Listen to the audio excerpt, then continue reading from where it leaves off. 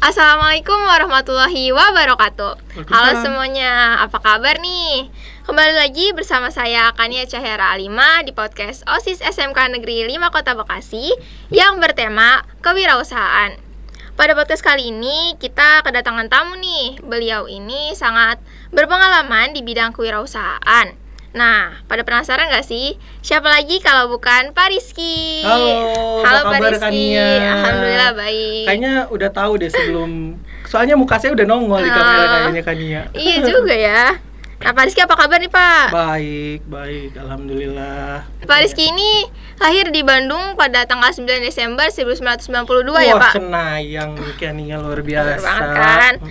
Pak Rizky ini SMA di SMA Negeri 7 Bandung. Betul. Dan berkuliah di Universitas Informatika dan Bisnis Indonesia. Betul sekali. Kamu Lulusnya, tahu banget ya, kepo ya. Iya dong. Lulusnya dengan IPK 3,79. Benar nggak nih Pak? Luar biasa Kania, hebat sekali ya. Keren banget ya Pak Rizky ini. Ya makasih loh. Pak Rizky juga dulu anak organisasi banget ya. Oh iya, saya banyak ikutan organisasi, betul. Pak Rizky ini pernah menjadi Ketua Himpunan Mahasiswa Teknik Informatika dan Ketua Diklat PMR SMA Negeri 7 Bandung. Betul. Nggak cuma itu loh, Pak Rizky juga mendapat banyak banget penghargaan. Di antaranya ada finalis Duta Bahasa Jawa Barat pada tahun 2012. Ya. Oke. Eits, nggak cuma itu loh, Pak Rizky juga mendapatkan banyak banget penghargaan. Di antaranya ada finalis Duta Bahasa Jawa Barat pada tahun 2012 dan lulusan berdedikasi dalam berorganisasi. Pokoknya banyak banget deh ya Pak pengalaman sama penghargaan yang udah Pak Rizky dapetin. Iya, kalau mau sombong kali ya. Enggak deh. Saya kan baik hati. Nah, kayaknya teman-teman udah pada nggak sabar banget nih. Langsung aja tanpa basa-basi kita masuk ke sesi sharing pada podcast tentang kewirausahaan ini. Oke Kania. Nah Pak, kan tema podcast kali ini tuh kewirausahaan ya Pak. Betul. Nah, sebelumnya izin bertanya ya Pak. Menurut Pak Rizky, apa sih arti kewirausahaan itu? Ya, saya izin menjawab ya. Sebenarnya kewirausahaan itu bukan dilihat dari besar kecilnya kita berusaha. Kalau mau kecil sekecil apapun, asal kita bisa berdiri dengan kaki sendiri, itu sudah dinamakan usaha. Mau kita jualan permen, mau kita jualan tisu, jualan air minum, sekecil apapun itu sudah dinamakan wirausaha. Gitu kan ya. Berarti berwirausaha tuh apa aja ya Pak? Dimulai dari yang kecil dulu. Mulai dari hal kecil. Nggak ada kok yang langsung besar, kecuali dapat warisan kali ya. Nah, tujuan sama manfaat berwirausaha itu kan ada mendapatkan keuntungan atau profit ya Pak. Betul. Mungkin selain itu ada apa lagi sih Pak? Yang pasti itu fleksibel dalam waktu. Karena yang tidak bisa dibeli oleh uang apa kan ya?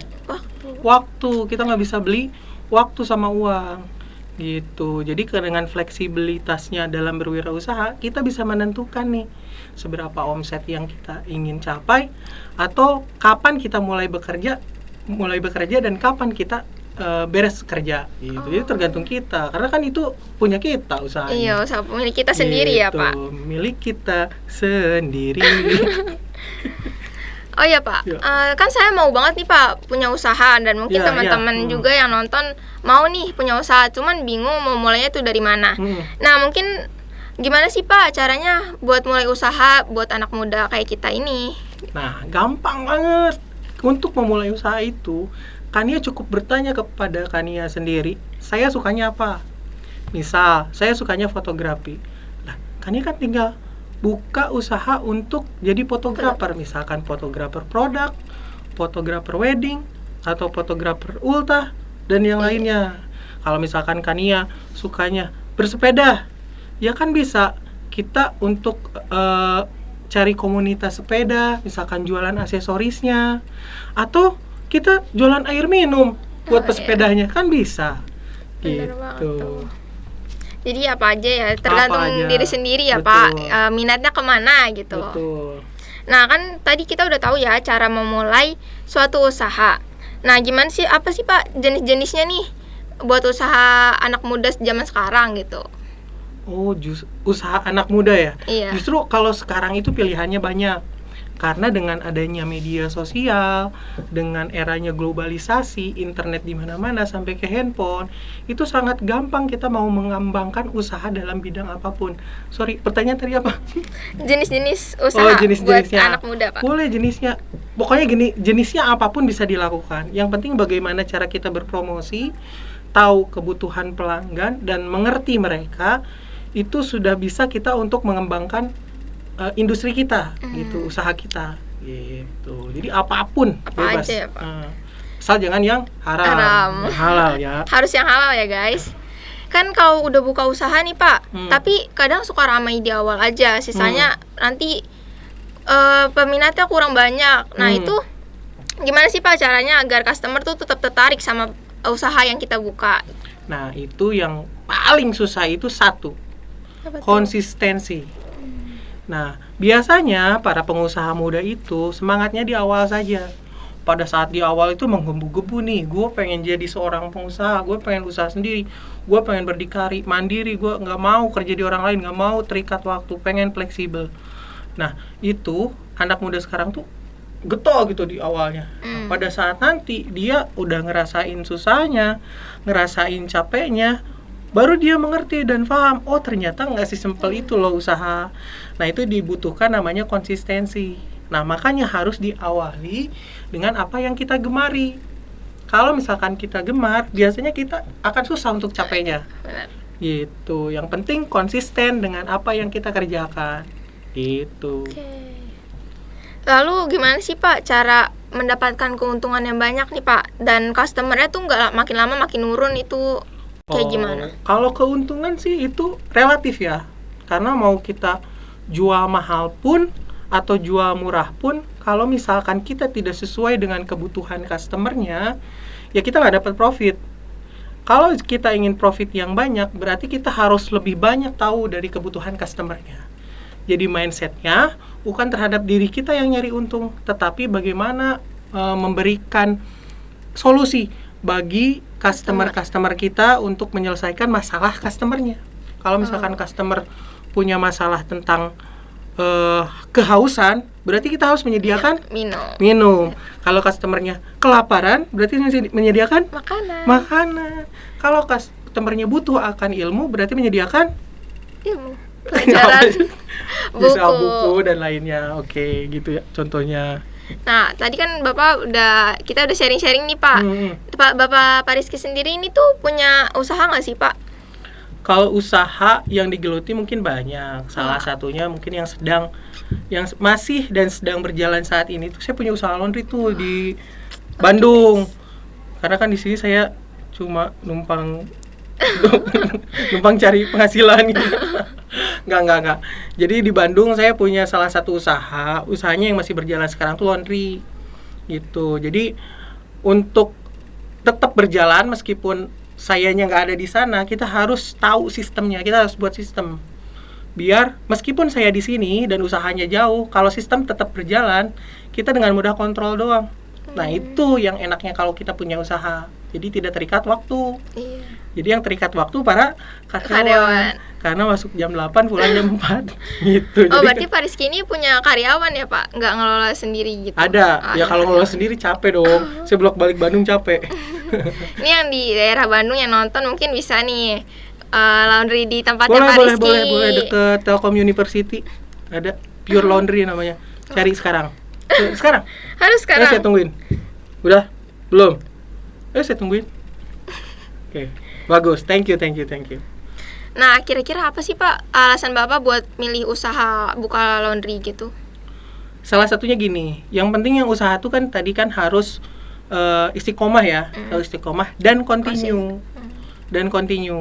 Jadi untuk continue itu gini deh, kan kita kalau beli pakaian nggak sekali pakai langsung buang dong, pasti dicuci.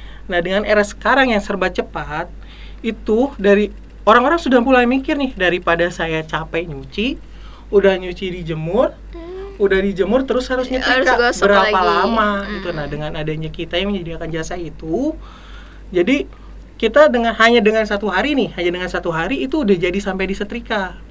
Nah, dari situ peluangnya sampai disetrika. Nah, yang namanya laundry itu kalau misalkan ada satu pelanggan baru yang datang, Nah, itu akan terus continue. Misalkan kamu deh 1 minggu misalkan cucian kamu 2 kilo. Seterusnya 2 kilo terus dong. Lagi. Misalkan datang lagi pelanggan baru 2 kilo lagi jadi 4 kilo. Datang lagi pelanggan baru lagi jadi 6 kilo. Datang lagi 10 jadi 26 kilo. Dalam 1 minggu. Kan lumayan omsetnya. Kali 7.000 misalkan. Kan lumayan. Gitu. Kan berarti Pak Rizky ini sibuk banget ya Pak. Gimana sih Pak caranya bagi waktu antara Bapak berwirausaha, menjadi kepala keluarga, dan juga menjadi guru nih Pak? Oh, kalau gini, kalau soal waktu kan kita sama nih, punya waktunya satu orang itu sama 24 jam. Betul kan? Nah, tinggal bagaimana kita mengefisiensikan waktu tersebut menjadi produktif. Nah, gini deh. Kita kan dalam 24 jam itu kita ada waktu istirahat, waktu kerja, sama waktu kita buat keperluan hiburan lah, misalkan nonton dan lain sebagainya. Nah, bagaimana pada saat kita liburan, pada saat kita istirahat, kita masih tetap mempunyai waktu yang bisa menghasilkan kita profit, penghasilan. Nah, jadi kita harus bisa berbagi nih dari sini. Misal, kita kan punya usaha nih. Pada saat usaha kita di sana masih terus berjalan, di sini juga saya bisa ngajar. Otomatis kan profitnya dari sini jalan, dari sana juga jalan. Tapi di sana kita harus berbagi sama karyawan kita. Itu, misalkan karyawannya kita kan ngeluarin uang untuk gaji karyawan, tapi kan kita di sana tetap dapat profit. Jadi kita berbagi sama karyawan kita. Gitu. Bagaimana cara manfaat waktu itu seperti itu. Jadi nggak semuanya harus kita yang ngerjain. Itu karena waktunya terbatas cuma 24 jam. Kecuali mungkin ada yang satu harinya 60 jam. Ada ya? Mungkin berapa jam nih sehari? Nah Pak, gimana sih Pak cara Bapak untuk menarik minat konsumen? Untuk menarik minat konsumen, yang penting gini, kita harus jujur terhadap diri kita sendiri. Terus kita harus jujur terhadap produk yang kita tawarkan. Dan kita juga harus jujur terhadap apa yang kita miliki gitu, kemampuan apa yang kita miliki. Dan jangan lupa, yang penting konsep kita itu jangan berpikir produk kita bagus, jangan berpikir produk kita jelek, jangan berpikir diri kita tidak mampu, jangan berpikir bahwa diri kita, wah gue nggak bisa nih gitu, tidak mungkin seperti itu. Nah, jangan berpikir kita itu harus berpikir bahwa kita itu bisa menjadi solusi atas masalah yang terjadi terhadap customer. Jangan sampai maksa nih. Customer kan, misalkan customer haus nih, kita jualan martabak. Kita jangan maksa untuk customer tersebut membeli produk kita karena tidak memberikan solusi terhadap customernya. Kita justru harus menyarankan bahwa kalau Bapak haus, Bapak minum saja. Minum saja itu ada di tetangga saya nih jualan. Nah, seperti itu. Jadi kita harus memberikan masukan yang positif agar masalah dari customernya itu terselesaikan. Toh kalau misalkan ternyata tepat nih produk yang kita jual dengan kebutuhan customernya, kalau itu match baru itu jadi profit buat kita gitu. Jadi sesuai kebutuhan sama customernya. Betul, juga ya Pak. Dan jangan maksa, ingat. Kalau yang dipaksa itu biasanya nggak enak. Nggak boleh maksa. Bener kan? Kerasa ada yang mungkin ada teman-teman di rumah nih yang ada sales jualan maksa gitu. Jadi beli satu ini enak kok, terus ditodong-todong gitu kan nggak nyaman gitu customernya. Benar banget. Nah, dari Pak Rizky sendiri nih, kira-kira ada nggak sih kiat-kiat untuk menjadi pengusaha muda untuk kita semua nih? Gimana? Kalau untuk jadi pengusaha muda itu yang penting ini, mulai dari apa yang kita sukai, mulai dari hal-hal kecil, tetap konsisten, berpikiran positif terus lakuin itu continue selama mungkin 2-3 tahun pertama. Memang agak susah ya untuk konsisten 2-3 tahun pertama. Nanti tahun keempat, tahun kelima kalian tinggal menunggu hasilnya saja dan menikmati hasilnya. Gitu aja sih paling. Wah, terima kasih banyak nih sama Pak Rizky atas jawaban-jawabannya. Eits, tunggu dulu. Tapi sebelum kita mengakhiri podcast pada kali ini, saya dengan Pak Rizky punya pertanyaan nih. 3 orang tercepat yang dapat menjawab pertanyaannya bakalan dapat hadiah loh. Dan hadiahnya puluhan juta rupiah. Benar banget. Nah, pertanyaan yang pertama yaitu, keuntungan apa yang didapatkan dari berwirausaha? Lalu pertanyaan yang kedua apa nih Pak Rizky? Oke, yang itu sudah ditulis, sudah diingat, sudah dicatat. Ayo. Nah, pertanyaan kedua, bagaimana cara kita konsisten dalam berwirausaha? Lalu pertanyaan yang ketiga yaitu kiat-kiat menjadi wirausaha. Nah, mungkin ada 3 pertanyaan doang ya Kania ya. Tapi yang bisa jawab tercepat bakalan dapat hadiah. Nah, hadiahnya jangan lupa puluhan juta rupiah, 1 unit mobil, dan 2 unit motor. Benar banget. Tapi mungkin, Amin gitu ya. amin ya. Ya, jangan lupa nanti kalau ada sponsor boleh, misalkan mau sponsorin motor, sponsorin mobil boleh deh. Boleh. Nanti biar kita diundang lagi. Alhamdulillah saya diundang di sini kan dapat. Ini waktunya kan mahal waktu saya ya. Iya. Jadi 1 jamnya 500 juta nih. Wah, nggak kerasa banget ya, kita udah di penghujung acara podcast pada hari ini tentang kewirausahaan yang disampaikan oleh Pak Rizky. Tadi kita juga udah sharing-sharing bareng. Nah, terima kasih banyak nih kepada Pak Rizky yang udah meluangkan waktunya. Nah, semoga bermanfaat untuk kita semua. Sampai jumpa di podcast selanjutnya. Wassalamualaikum warahmatullahi wabarakatuh. Dadah. Dimatiin.